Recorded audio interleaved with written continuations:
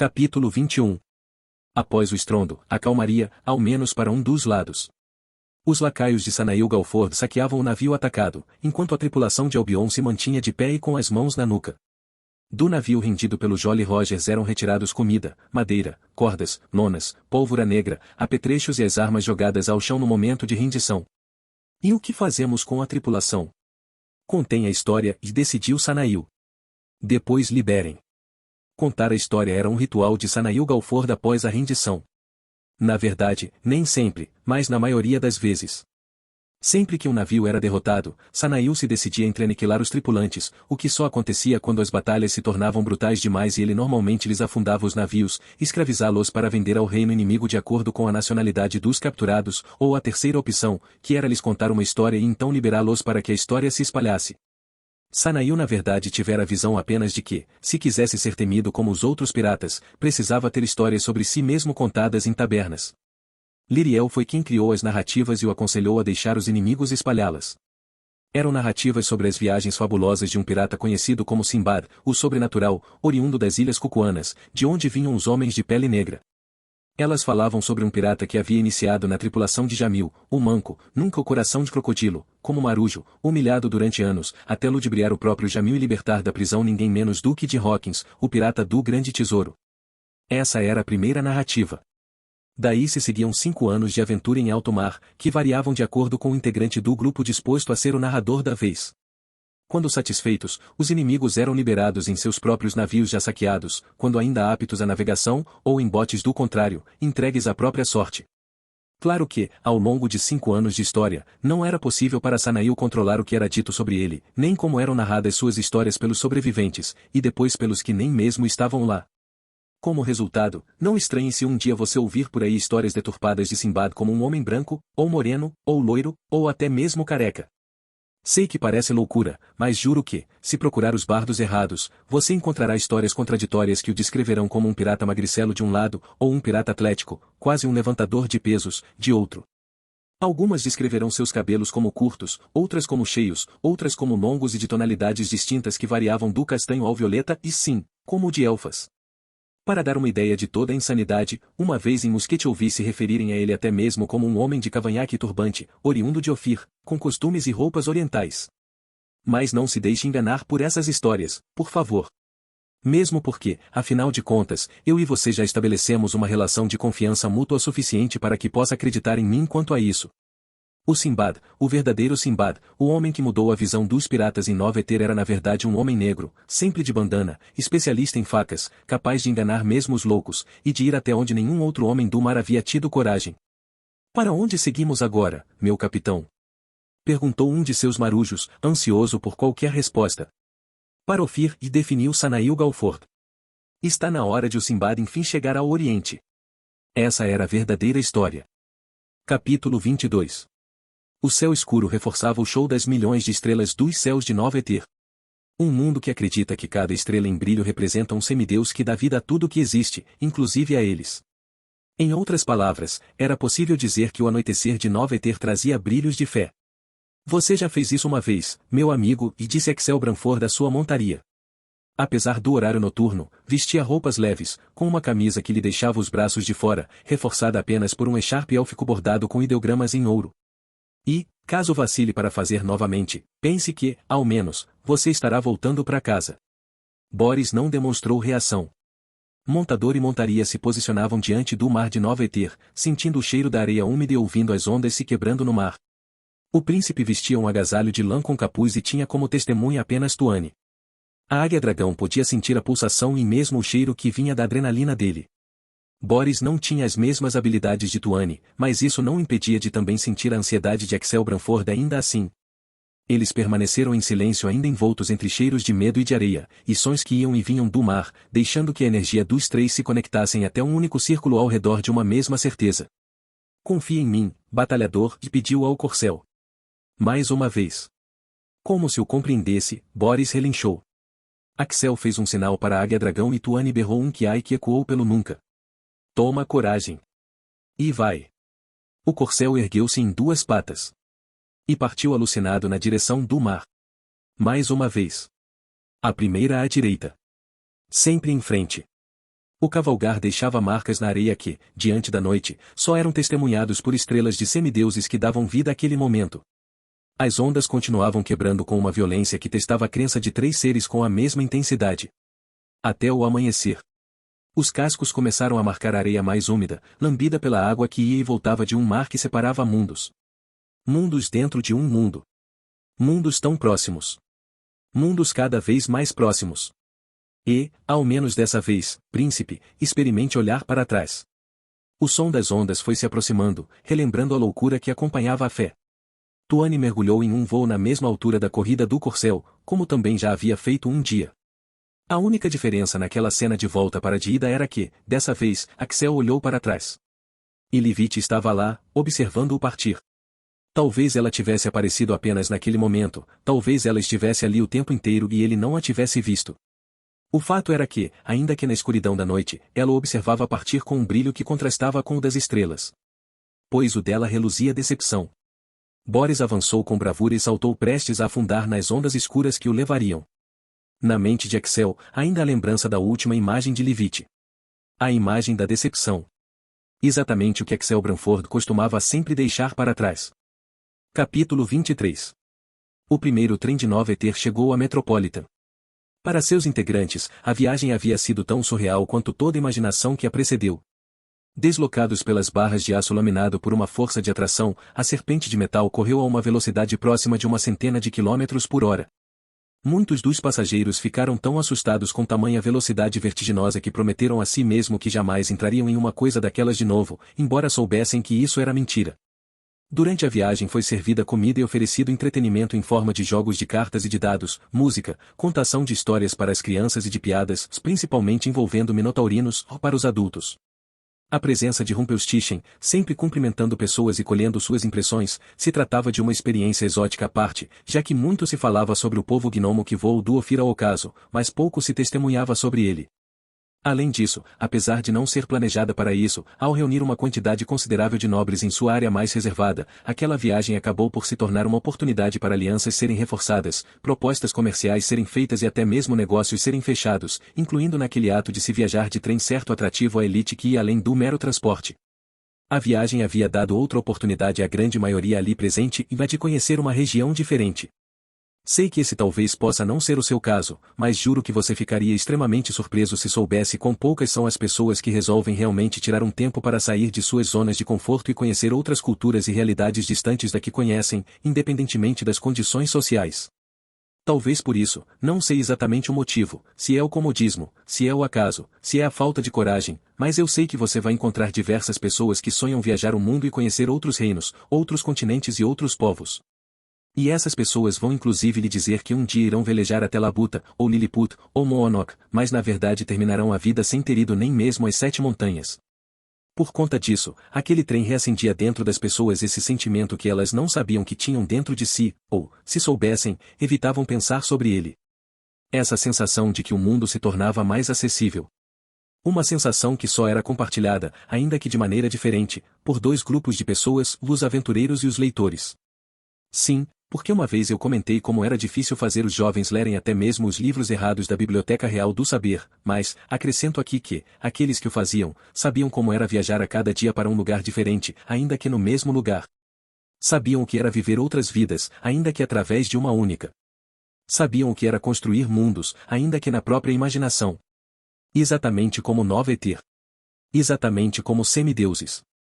Same então tudo isso que nós estamos conversando e imagine o que era para aquelas pessoas passarem por cenários que eles apenas ouviam falar. Eram pastos, planícies, colinas. Alojamentos, quase pequenas aldeias, construídas ao longo dos últimos anos para acomodar trabalhadores dispostos a aceitar trabalho na construção daquele empreendimento revolucionário. Lenhadores de Andriane, mercenários de Sharp, construtores de Marroy, eles vinham de todos os cantos. Algumas daquelas vilas improvisadas se tornavam fantasmas, abandonadas após a conclusão dos trabalhos, outras, porém, mantinham famílias que descobriam nas regiões um lugar confortável para manter suas vidas.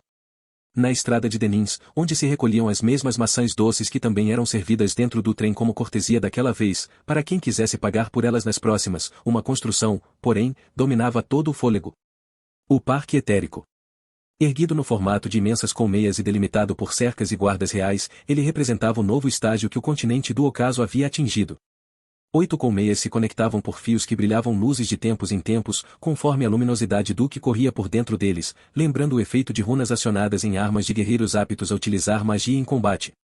Quando perguntado por um passageiro o que, afinal, corria por dentro daqueles fios que conectavam as construções, Rumpelstiltskin sorriu e respondeu de maneira sincera, de magia. Magia. Correndo por dentro de fios como uma força capaz de ser controlada. Era esse o estágio que o ocaso havia atingido. O trem parou na estação próxima da entrada da cidade de Metropolitan.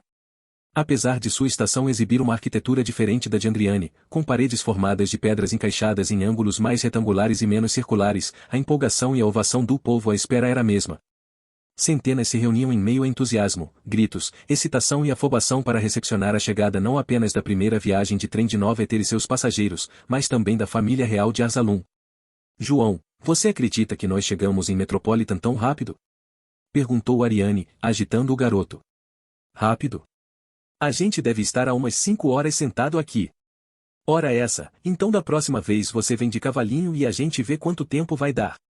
Quando você chegar, eu já vou ter tido nosso filho. Ariane travou, ao perceber o que havia dito. Olhou de lado para ele, que também olhava de lado para ela, segurando o riso. Isso foi só uma expressão, tá bom? Só uma expressão. Não quer dizer que eu já esteja com a cabeça feita. João continuou olhando para ela de lado, ainda segurando o riso. Mas também não quer dizer que eu não esteja, já assumiu ela. João deixou o sorriso sair, ainda sem dizer nada. Rumpelstiltskin se postou à frente do primeiro vagão carregando um apetrecho que lembrava uma lupa, mas com um vidro menos sólido. Ele acionou um mecanismo, que fez as laterais da lupa se acenderem e o vidro maleável encandecer em vermelho. O gnomo colocou o apetrecho à frente da boca e falou, senhoras, senhores, antes de tudo uma boa tarde. Então a pausa estratégica, enquanto o espanto das pessoas se espalhava pelos vagões. Assim como a voz daquele gnomo. Sei que essa experiência deve lhes estar sendo mais uma surpresa. Esse aparelho se chama ampliador e é mais um exemplo das possibilidades infinitas que nós podemos tornar realidade por meio da magia vermelha. Possibilidades que nos foram dadas pela visão do rei Anísio Branford e pelo esforço magnânimo de todo o povo arzalino na construção do parque etérico. O gnomo fez uma pausa, enquanto sua voz continuava a ecoar até o fundo do último vagão, ampliada. Sem saber exatamente qual o protocolo a seguir, as pessoas reagiram como sempre faziam em uma frase que ecoasse elogios a seu rei, com aplausos e euforia. Para aqueles que não me conhecem, eu sou Rumpelstiltskin, arquitetognomo responsável pela direção dos trabalhos realizados até aqui nesta ponte de união entre Ophir e Arzalum. O que vivenciamos hoje é apenas o primeiro passo. Em 5 anos, teremos trens correndo para outras cidades desse reino. Em 10 anos, para outras cidades de outros reinos. Uma onomatopeia coletiva de surpresa correu pelos vagões, enquanto as pessoas se olhavam maravilhadas diante de promessas maravilhosas. Hoje, porém, é apenas um dia de festa. Um dia em que nativos de Andriane podem confraternizar com nativos de Metropolitan. Então façam dele apenas o dia festivo como este dia merece ser lembrado. Visitem a cidade, revejam amigos e parentes, comam em suas tabernas, comprem em suas joalherias, e, principalmente, espalhem por aí sobre a sensação de terem sido os primeiros a experimentar esse novo meio de transporte. Ele já havia comentado sobre aquilo antes, e as pessoas já sabiam daquilo, mas, a cada vez que Rumpelstiltskin os relembrava do privilégio daquelas pessoas por serem os tripulantes da primeira viagem de trem da história de Nova Eter, isso explodia dentro delas uma sensação de importância, um sentimento que as fazia especiais e precisava ser compartilhado imediatamente. Exatamente o que o empresário precisava diante de um novo empreendimento. Esse trem vai partir de volta em 3 horas, anunciado pela batida do sino da cidade. Guardem seus tickets, de preferência em bolsas diferentes daquelas em que guardam moedas. Se forem vítimas de punguistas, vocês irão precisar de um dos 2 para retornar a esse trem. As pessoas riram. Agora apenas se divirtam e ampliem por aí que o mundo mudou. E vocês são parte disso. Aplausos. Legítimos, empolgantes, apaixonados. É um fato, o ser humano continua a se sentir bem quando é deslumbrado. Capítulo 24. Mesmo antes de abrir os olhos, Axel Branford sentiu o calor do sol na pele e a areia seca na boca. Colocou-se de 4, derrubando grãos minerais, e então sentou nos próprios calcanhares, observando o lado do mundo em que estivera ausente por alguns anos. Boris, de onde havia tombado da cela, mantinha-se de pé, bem disposto como nunca. Já Tuane ignorava a ambos, concentrada em uma terceira imagem que contrastava tanto com a situação quanto com o paraíso natural ao redor, que deveria estar deserto. A imagem de um Vishu estacionado a alguns metros dele na areia, com 3 gnomos em prontidão, como se estivessem à sua espera. O navio voador gnomo era diferente do que o havia levado até aquele local 5 anos antes. Era notável como eles tinham evoluído a máquina, que agora se mostrava pelo menos 5 vezes maior, mais robusta, mais equipada. Axel limpou os resquícios de areia do próprio corpo, segurou Boris pela rédea e caminhou ao lado dele na direção dos gnomos bem vestidos, que o aguardavam em posição quase militar. Saudações, Axel Terra Branford, príncipe de Arzalum, e disse um deles, que Axel imaginou se tratar do capitão daquela máquina.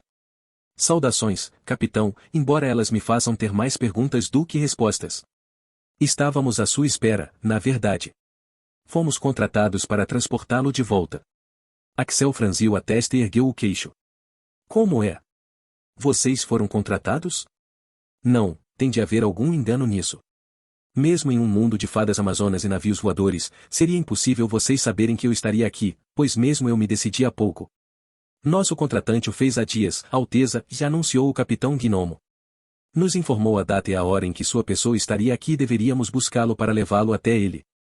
O príncipe de Arzalum se manteve imóvel em segundos de espanto. Quem contratou vocês afinal, capitão? E para onde vocês deveriam me levar? Nós fomos contratados pelo mestre Anão Orgulho, príncipe Axel, e revelou o gnomo. E nossa instrução é para que, caso seja também de sua vontade, nós o transportemos imediatamente para a aldeia da mina, nas 7 montanhas de Arzalum. A expressão de Axel se modificou no mesmo instante, assumindo a mesma aura sombria que elfos crescidos conheceram em uma arena de batalha. O que nos diz, Vossa Alteza? Eu vos digo que aceito o convite, e respondeu Axel, como se rosnasse. Na mente apenas um nome de um ser que não era humano, mas lhe foi amigo, e lhe foi tomado. Moon Vaxon, o Troll Muralha. Morto por um mestre anão, que ele pretendia matar. Capítulo 25. Por que aqui, professor? Perguntou Maria Hanson. O tom de voz dela era tenso e carregado. A expressão sobressaltava surpresa, um tipo de espanto que tentava ser disfarçado pela confiança em seu mentor, mas era impossível de ser negado que estava ali. Sabino von Fígaro esperava por aquela reação. Afinal, eles estavam de volta ao início do terror. Porque nós precisamos seguir a trilha, confessou ele. Nós precisamos recomeçar a trajetória. E tudo começou aqui. Era a verdade. O local onde o pesadelo tomou forma. A Casa de Doces. O lugar não ostentava mais uma casa, na verdade. Como já lhe contei, após o fatídico ocorrido, o antro foi queimado e os Hanson ficaram observando-a queimar até que restassem cinzas. Curiosamente, apesar dos tantos anos já passados, o espaço onde a residência macabra antes se apresentava manteve-se morto, mesmo com o tempo lhe cobrando uma atitude. Nenhuma flor tomou vida, nenhum animal construiu um ninho em meio aos escombros. Pelo mato se espalhava musgo e lama negra, quase um pequeno pântano sinalizando aos esquecidos a podridão que um dia existiu ali. No solo era possível se encontrar até mesmo ainda sobras de madeira queimada, e, apesar de isso ter de ser impossível, o cheiro de queimado parecia também continuar ali. Não faz sentido, e insistiu Maria, falando com Sabino, mas parecendo estar falando sozinha. O senhor disse que a missão era outra. O senhor disse que nós iríamos atrás da Virgem de Merlin Ambrosius. E é isso que nós estamos fazendo, rosnou Sabino von Fígaro, não por impaciência, mas para que o tom de voz expressasse a seriedade e o choque necessários para trazer Maria Hanson à ação. É impressionante que nunca tenha notado isso, senhorita Hanson. Mas a trilha da Virgem que trará o novo avatar está diretamente ligada à sua história. Ou por que achou que eu preciso de você para encontrá-la? Maria parou de falar, embora a boca continuasse a se movimentar, querendo dizer alguma coisa, mas sem emitir som. Não, não é possível, e não tem como isso ser possível, e não faz o menor, e balbuciava a menina, morrendo em frases pela metade que ela não percebia que estavam sendo ditas. Sabino a ignorava, concentrado no cenário escuro como se conseguisse reviver as memórias obscuras. De repente um galho se quebrou. Passos.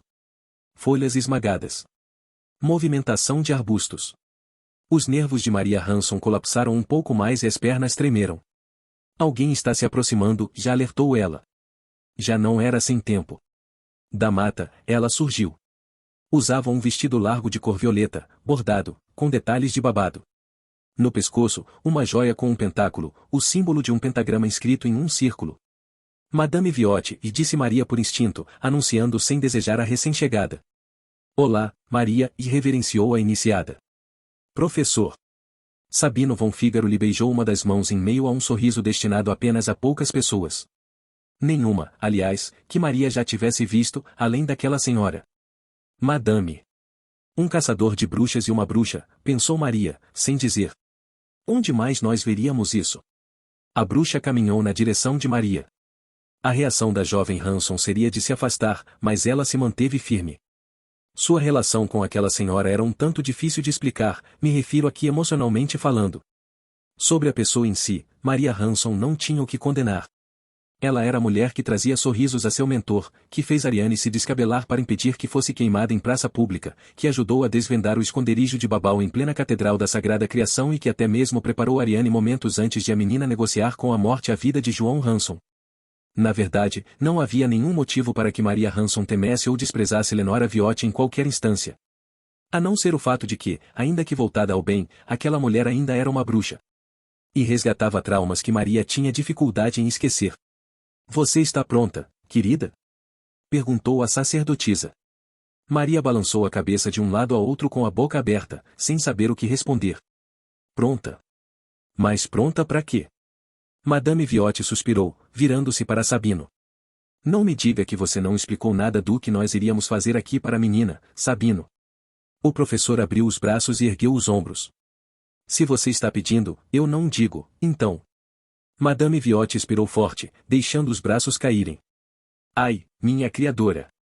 Eu não me acostumo com esse homem e vocês podem me explicar o que está realmente acontecendo?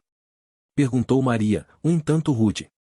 Então, como se percebesse a rudeza, acrescentou, por favor, e minha querida, imagino como devo estar assustada de retornar aqui sem explicações. Maria apenas concordou com a cabeça. Sim, ela estava assustada. Seu professor era louco. E ela nunca sabia o que esperar daquela mulher. Na verdade, eu prefiro que ela não saiba, e revelou Sabino. Se nós queremos autenticidade, é melhor que a razão dela não se torne um escudo. Afinal, eu treinei essa menina, e sei como a mente dela pode funcionar se tiver informações suficientes. A reação de Maria foi afastar a cabeça para trás e se afastar dos dois, em uma reação corporal instintiva de proteção. As mãos abertas foram erguidas à frente em um sinal para se afastarem. Desculpe, professor, mas eu acho que a minha razão já se tornou um escudo no que quer que seja que vocês estejam planejando aqui.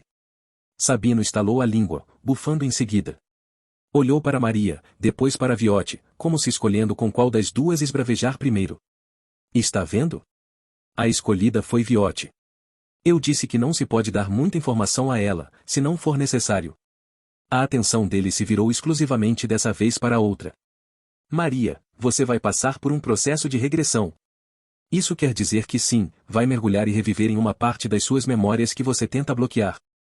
Você vai relembrar de alguns sentimentos e sensações que tentou esquecer, e talvez até mesmo as sinta novamente de maneira tão intensa que vai acreditar que eles estão realmente acontecendo, mas é aí que eu vou precisar que a sua razão atue para lhe relembrar de que eles não estão, e você na verdade está protegida. Mais, e mais, e mais por que vocês querem fazer uma coisa dessas comigo? Sabino voltou a olhar para Viotti um tanto atravessado, como se sinalizasse para que ela terminasse com o que tinha começado. Porque nós temos razões concretas para acreditar que Babau sabia quem era a bruxa responsável pelo cativeiro da Virgem de Merlin Ambrosius. Juro, Maria quase perdeu as forças das pernas. Por que vocês acham isso? E, mesmo que ela soubesse, como eu, provavelmente você não vai se lembrar, e interrompeu Sabino, resgatando a atenção para ele. Mas, após o incidente, quando você e o jovem Hanson prestaram depoimentos à guarda real, houve momentos em que você disse coisas sem sentido, frases balbuciadas em estado de choque que passaram despercebidas à maioria. No entanto, eu estava lá. E nada me passa despercebido. Maria sentiu ânsias de vômito, estômago pulsando, pressão alterada. Você disse frases que lhe foram ditas como, trabalha, cabelo de ovelha. Maria tentou brecar no primeiro movimento, mas o segundo foi inevitável, e ela realmente vomitou no chão. Madame Viotti a segurou, impedindo que ela tombasse. Sabino von Fígaro não se alterou. Era assim que ela te chamava, não é? Cabelo de ovelha. E essa foi apenas uma das frases que eu não esqueci. Pare e por favor, professor, por favor, o implorou Maria em lágrimas.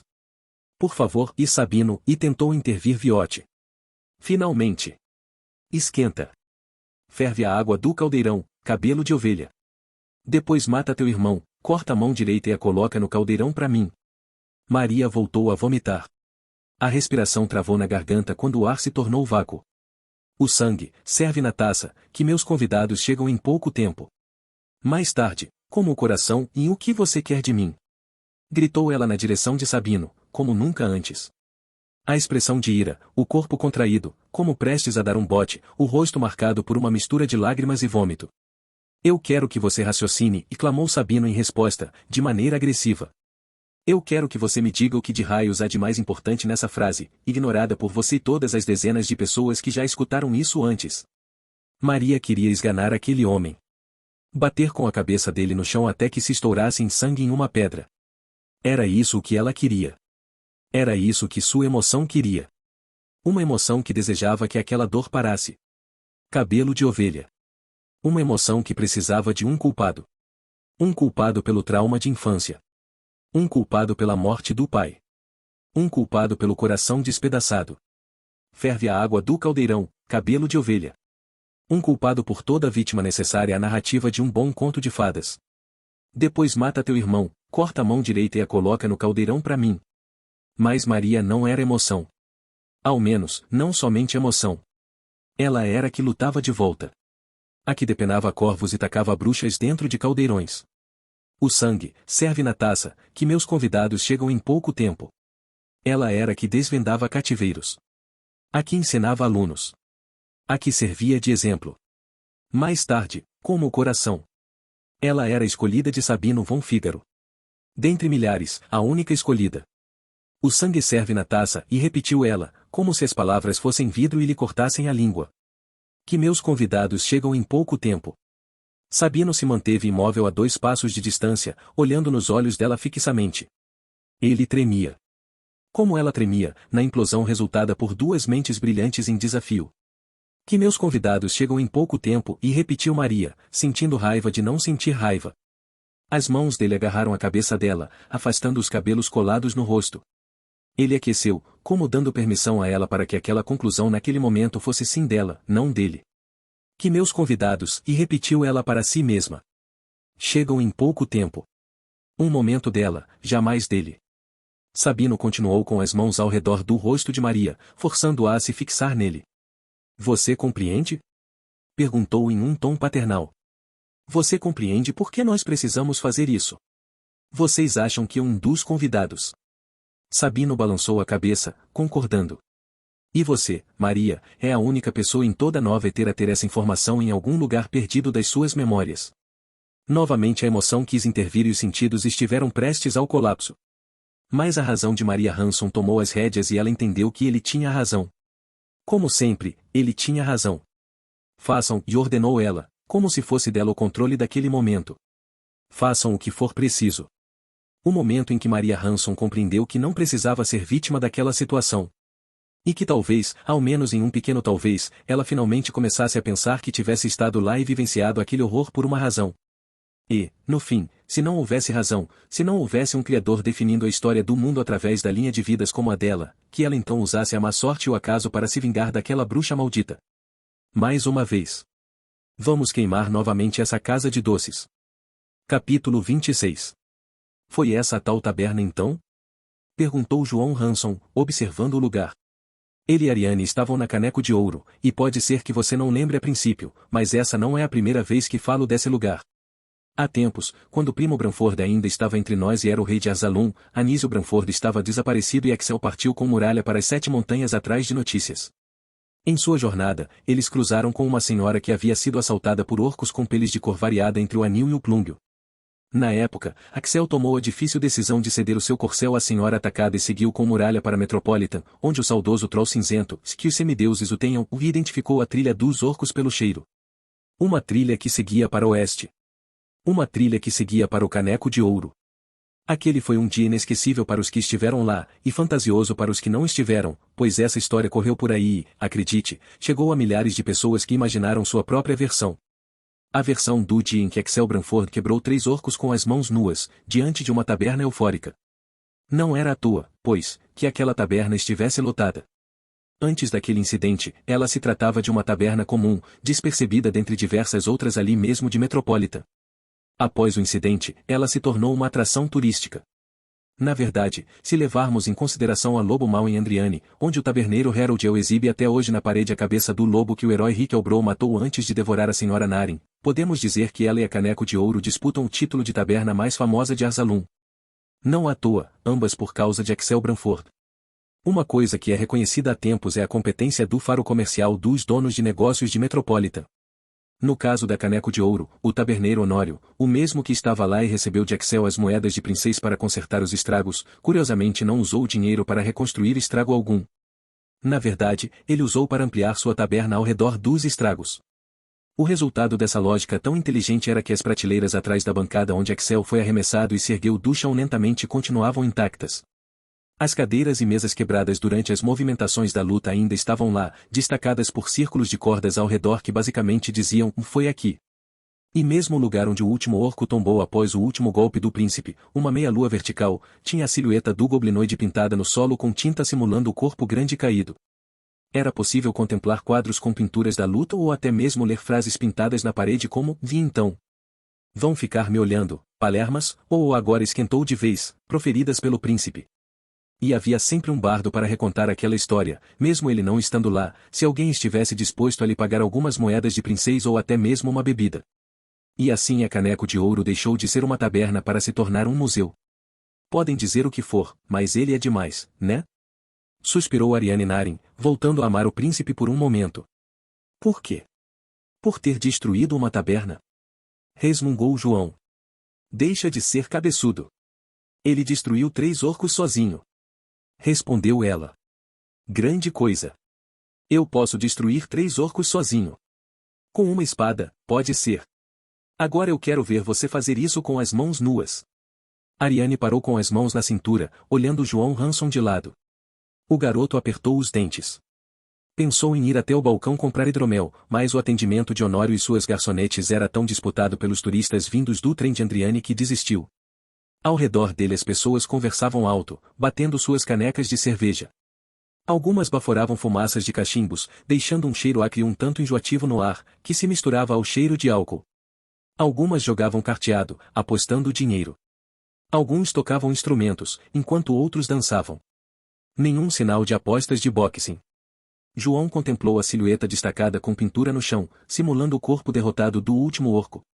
Ele não estava de mãos nuas e resmungou de súbito. É o quê? Perguntou Ariane, tentando se sobrepor ao vozerio bêbado e extasiado ao redor. Ele não estava de mãos nuas. Ele usou uma luva com bolas de ferro. Ariane fechou a expressão, como se tivesse ouvido algo idiota. Você não dá o braço a torcer mesmo, né, cabeçudo? Quer saber, eu vou comprar hidromel para ver se melhora esse seu humor. Ou se eu fico mais feliz. Não, está muito.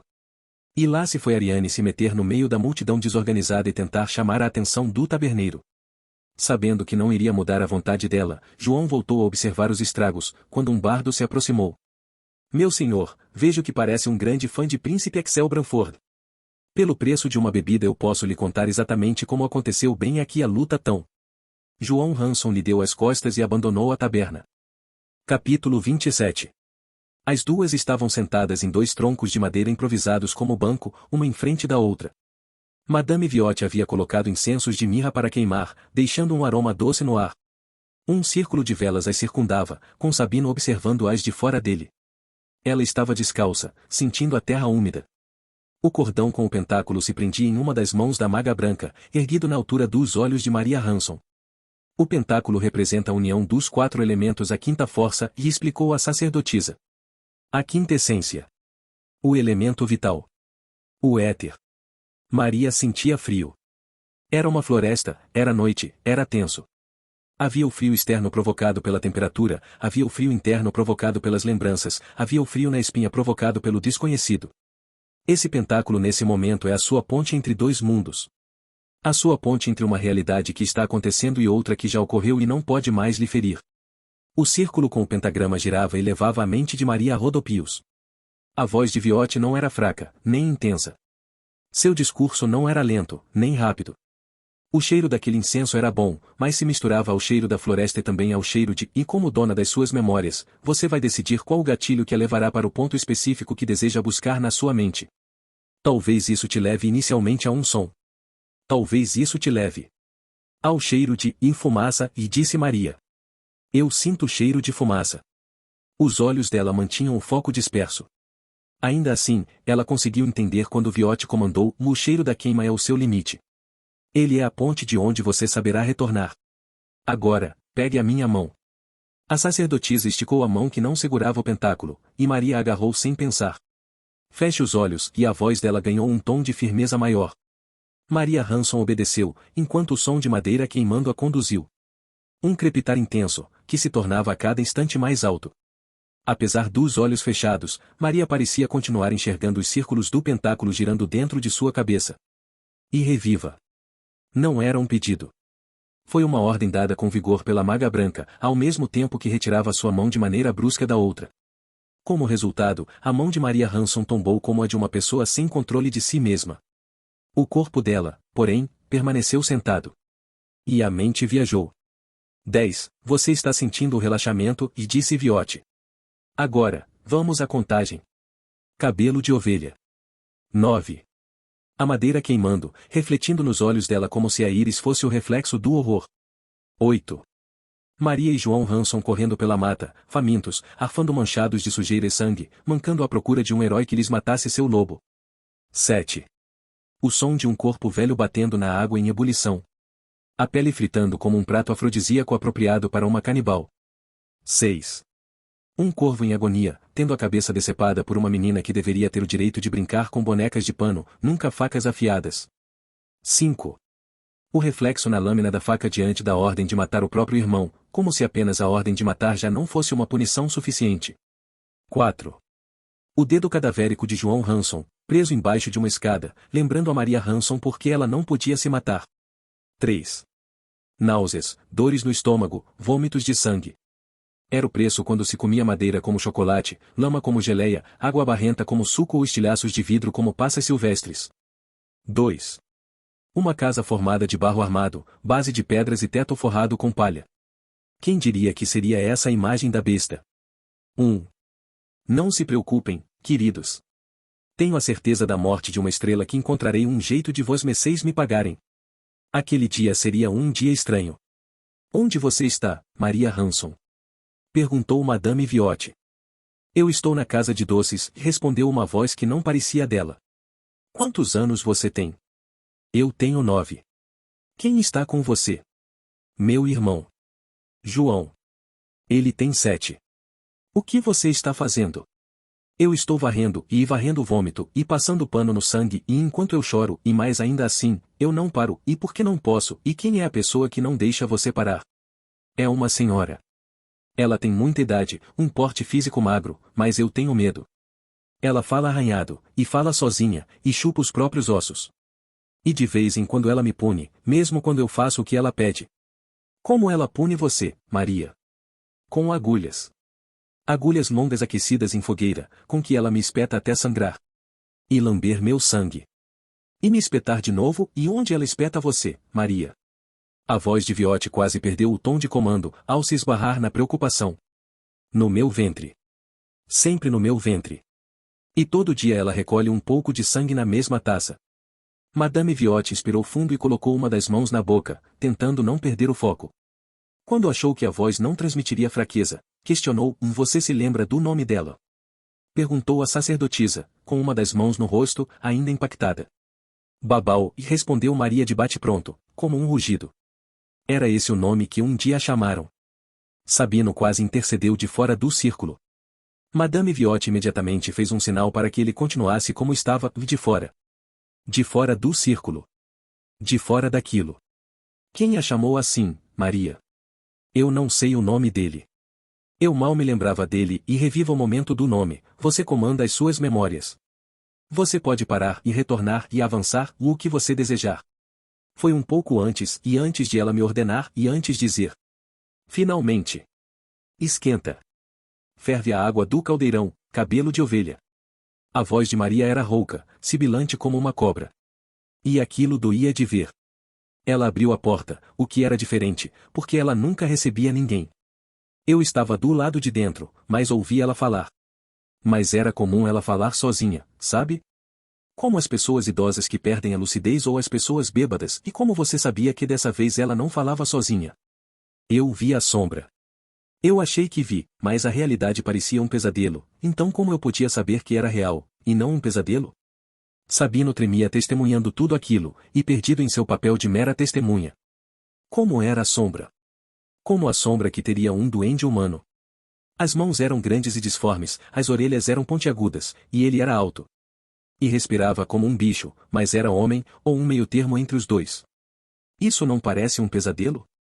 Madame Viotti engoliu em seco, olhando de maneira esbugalhada para um Sabino boquiaberto. Não julgue, não se julgue, continuou Viotti, mantendo a linha para que a atenção não se dissipasse. Apenas continue lá. E me fale mais sobre ele. A sombra da cabeça dele era como a da cabeça de gnomos, um tanto desproporcional. Ele cheirava a morte. E os dedos eram esticados e tortos, como se fossem garras, embora fossem dedos. Você ouviu o que ele falou? Eu acho que não. Você não precisa achar. Basta ouvir, basta reviver. Uma pausa, enquanto eles aguardavam Maria mergulhar em sua própria mente. Ele disse que as duas estavam vindo. E recebeu a taça com meu sangue como recompensa. E o bebeu como um homem bêbado. Então ela o agradeceu. E me disse, finalmente. Esquenta. Ferve a água do caldeirão, cabelo de ovelha. Não avance, não ainda, pedia Viotti, lambuzada por apreensão. Volte, volte um pouco, apenas um pouco. Volte um pouco e perceba como ela se despediu. Perceba o que ela disse quando se despediu. Ela disse, e nossa, eu nem me lembrava de que me lembrava. Silêncio. Sabino podia ouvir o próprio coração. Ela o chamava de feroz. Mas falando no plural, como se as outras bruxas também o chamassem assim, sabe? E então, como anda a sede do nosso feroz? E ela não tinha medo dele, e não se incomodava com o cheiro de morte dele, pois ela também cheirava assim. Ele disse antes que as duas estavam indo e conduziu a maga branca. O que mais você ouviu sobre isso? Ele não disse os nomes, mas ele sabia os nomes. Ele disse que havia cumprido o trabalho, que elas estavam por perto e que em breve estariam ali. Ela o convidou para entrar, e eu desejei que ele não entrasse. E ele não entrou, não porque eu desejei, mas porque ele tinha algo a fazer. Tinha alguém a matar. O que Babau disse? Ela riu, como riem as bruxas, e se despediu dizendo, então vá cumprir o seu próximo trabalho, enquanto eu vou me preparar para cumprir o meu. Adeus, conte. Madame Viotti quase tossiu de susto, colocando um punho fechado na boca e respirando fundo. Conte, e repetiu a senhora. Você está muito perto, não tire isso de você mesma, querida. Reviva, Maria, e você precisa reviver toda a frase final, e conde Locke, e conde Orc, e apenas repita, e pediu Madame Viotti, com os batimentos em frenesi. Apenas repita a frase final. Então vá cumprir o seu próximo trabalho, enquanto eu vou me preparar para cumprir o meu, e repetiu Maria, com a voz de Babau. Vá, conde Orlok. Conde Orlok, e Viotti sussurrou, sem reconhecer o nome. Ao notar lágrimas descendo pelos olhos fechados de Maria Hanson, a sacerdotisa percebeu que ela estava revivendo o terror seguinte envolvendo facas, corvos e caldeirões mais uma vez. Avance, avance, Maria, e ordenou imediatamente. Você não precisa mais reviver essas memórias. Não agora, não mais. Elas não definem você, nem o seu caminho daqui para frente. Pegue todo o sentimento ruim que elas alimentam em você e queime-as como nós queimamos a casa de doces, concluiu uma Maria Hanson sombria. Sim. Como a madeira que nunca foi doce, sempre foi madeira. Uma madeira em chamas que lhe remete ao cheiro de fumaça. A palavra fez a ponte Maria Hanson de repente abriu os olhos, de volta àquela realidade. A pulsação acelerada como a das pessoas ao redor, a pele arrepiada, o frio mais intenso do que nunca. A expressão atônita dos outros dois presentes, além da hesitação de um dos dois em lhe dizer algo imediatamente, e informaram de que alguma coisa séria havia acontecido. Deu certo? Perguntou ela, com medo da resposta. Mais do que nós jamais teríamos imaginado, respondeu Viotti. Ao fundo, Sabino von Fígaro mantinha as duas mãos unidas tocando os lábios fechados, e os olhos perdidos em seu próprio raciocínio. Um raciocínio que também o fazia viajar em suas próprias memórias até a época em que comandava soldados e caçava bruxas. Uma época negra em que os homens perderam a razão e se entregaram a forças sombrias. Pessoas que foram executadas em alguns casos, e desapareceram em outros.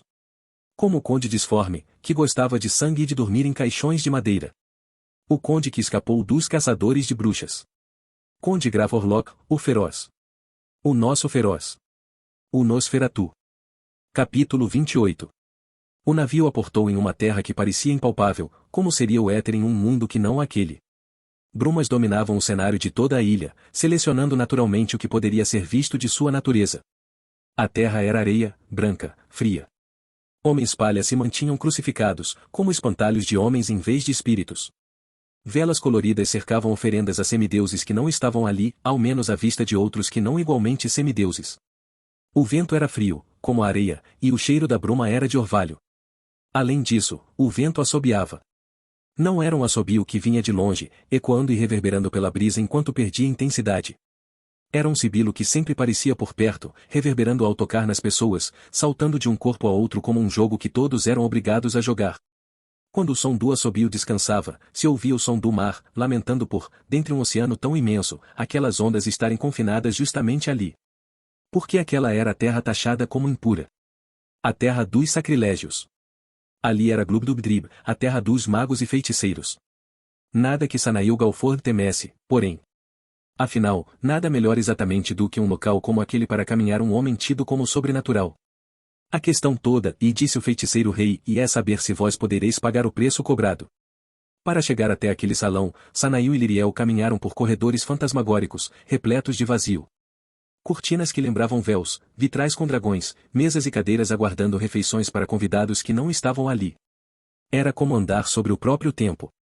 Passos para frente, indicando caminhos para trás. Passos para trás, indicando círculos. Círculos de sangue, círculos de chuva. Círculos que precisavam ser fechados. Ou abertos. E então novamente fechados. Nas mãos de Sanail descansava um embrulho em meio a mantas. Havia marcas de sangue ao redor do tecido usado, mas nada que assustasse alguém chamado de feiticeiro rei. O embrulho foi arremessado no solo e rolou como uma bola de um jogo de crianças, se crianças jogassem jogos envolvendo cabeças de bruxas. Quem é ela? Uma bruxa de Eia, uma das ilhas próximas de Albion. Bela voz, palácio repleto de animais, banquete para os recém-chegados. Legal, né? O problema é que os primeiros que comeram começaram a se arrastar pelo chão, achando que eram bichos. Alguns uivavam como lobos, outros rugiam como leões. A maioria, porém, grunhia como porcos. E ela parecia gostar disso, algum fetiche, sei lá. As pessoas hoje em dia são loucas, não? O feiticeiro rei não respondeu. Sanail não se importou. Ei! Procura teu chiqueiro e vai espojar-se com teus amigos, ela então disse para mim quando eu me aproximei dela, achando que eu tinha experimentado da comida. Só que eu nunca sou o primeiro a experimentar a comida, é uma dessas coisas básicas que a gente aprende quando entra na pirataria.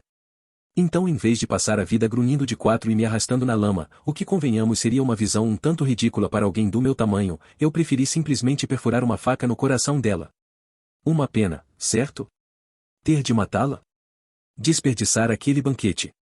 Quando a gente vive mais tempo no mar, a gente valoriza as boas refeições muito mais do que quem vive mais tempo na terra. E o que lhe trouxe a Glubdubdrib?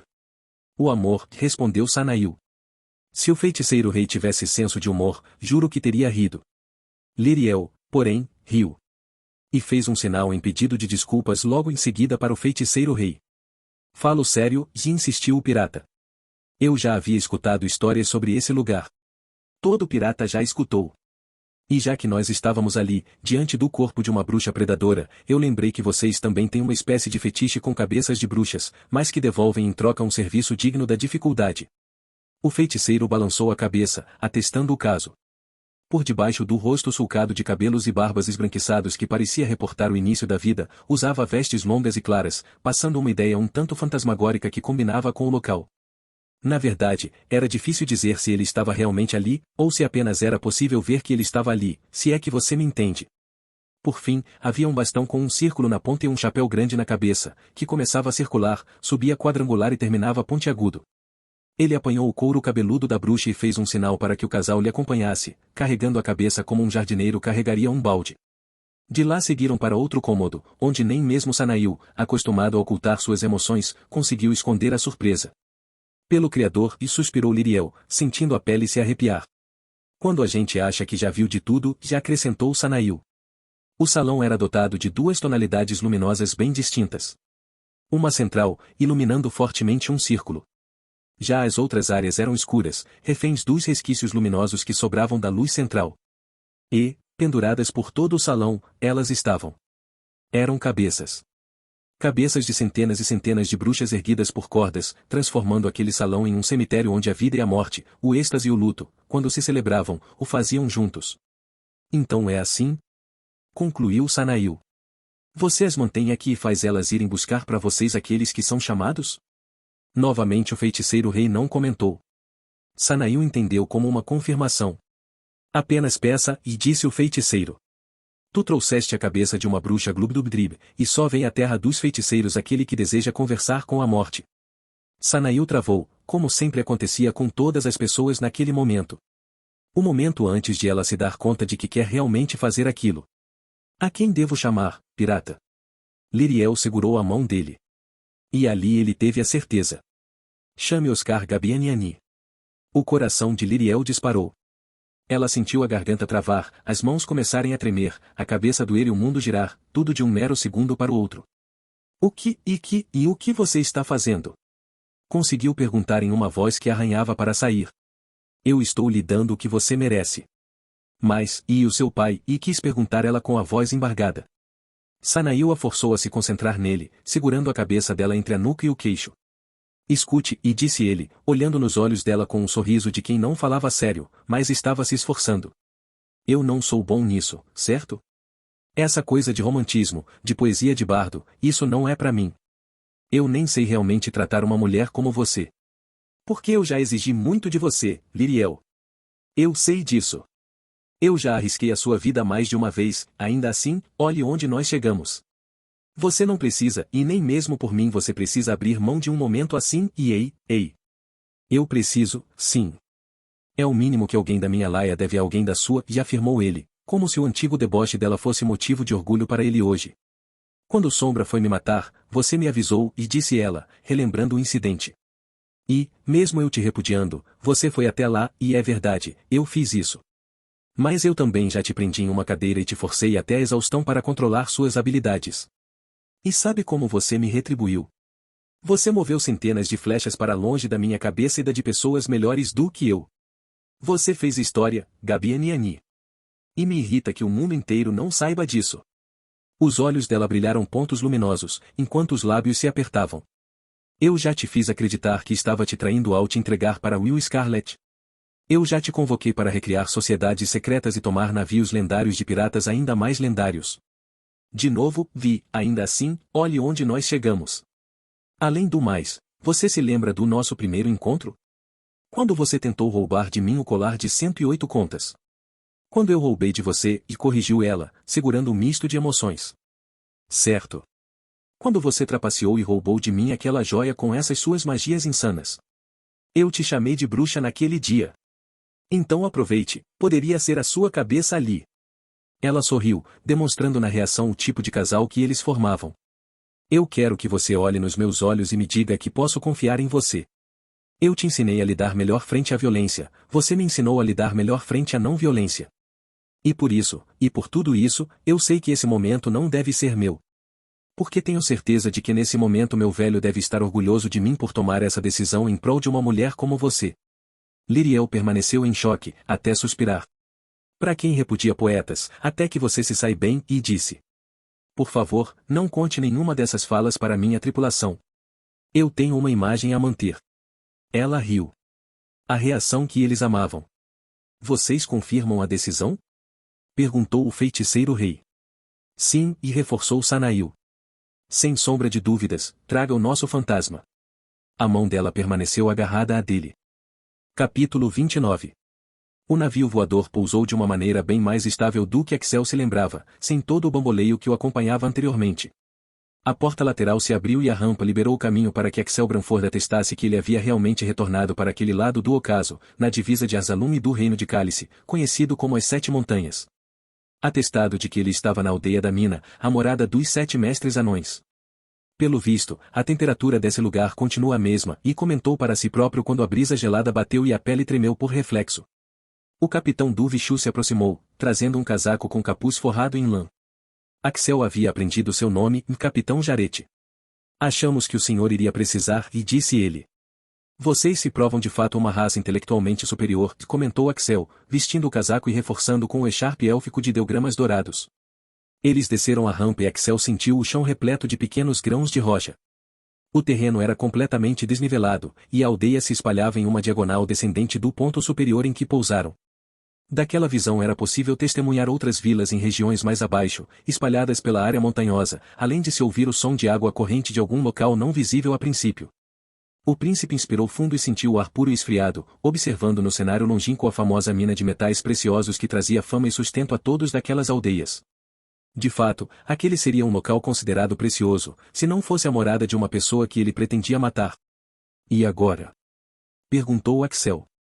Você vai me acompanhar até o seu contratante? Minha instrução é para esperá-lo aqui, Alteza Real. A chegada do navio voador havia atraído a curiosidade dos moradores da aldeia. Uma aglomeração começou a se formar ao longo da descida, com pessoas de aparências distintas remetendo a características que iam de comerciantes a mineradores. Em comum apenas o tamanho, todas elas eram da raça anã. Onde devo encontrá-lo? Perguntou Axel, observando os curiosos se aproximarem dele. Ele disse apenas que caminhe pela vila e então ele o encontrará. Axel suspirou, colocou o capuz forrado de lã na cabeça, e caminhou na direção dos curiosos. Capítulo 30. Após um tempo, apenas o silêncio. Sanail Galford e Liriel Gabeniani permaneceram de pé no centro luminoso por longos minutos sem qualquer tipo de resposta ou comunicação, fosse por parte dos vivos ou mesmo dos mortos. O que está havendo? Sussurrou Liriel. Os mortos devem estar dormindo, sussurrou Sanail de volta. Como se irritado pelo comentário, o feiticeiro rei abriu os olhos. A busca foi feita e não há o que ser entregue, e definiu. Como assim? Esbravejou Sanail. Nós trouxemos a porcaria de uma cabeça de bruxa para esse lugar para você nos dizer isso? Que droga de feitiçaria vocês têm por aqui? Na terra dos feiticeiros só é possível falar com os mortos, e justificou o feiticeiro rei. E a pessoa solicitada ainda caminha entre os vivos. Sanail perdeu a voz e congelou a expressão em choque. Liriel sentiu o mundo apagar e desmaiou.